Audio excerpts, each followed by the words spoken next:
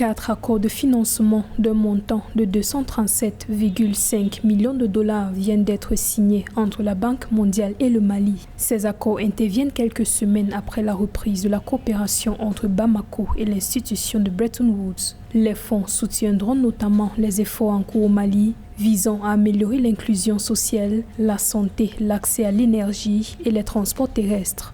Il me plaît de rappeler que la signature de ces accords constitue les 6e, 7e, 8e et 9e accords signés avec la Banque mondiale depuis le début de l'année 2021, totalisant ainsi un montant de plus de 318,78 milliards de francs CFA.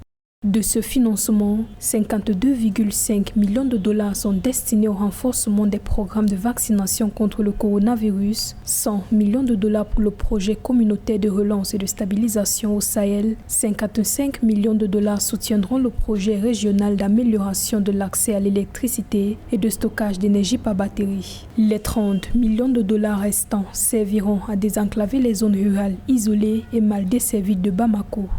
Un tel financement va par ailleurs renforcer la courbe de croissance de la dette multilatérale dans le portefeuille d'investissement au Mali. Car avec les crises successives, la priorité pour les autorités maliennes était d'accorder l'urgence à la contraction des dettes bilatérales. Les dettes multilatérales au Mali sont estimées à 73%, contrairement aux dettes bilatérales qui sont estimées à 27%. Cet accord constitue une bouffée d'oxygène pour l'économie malienne, qui est une économie en pleine récession depuis quasiment 3 ans, en raison notamment des effets conjugués de la crise sécuritaire, la crise politique et également la pandémie à Covid-19.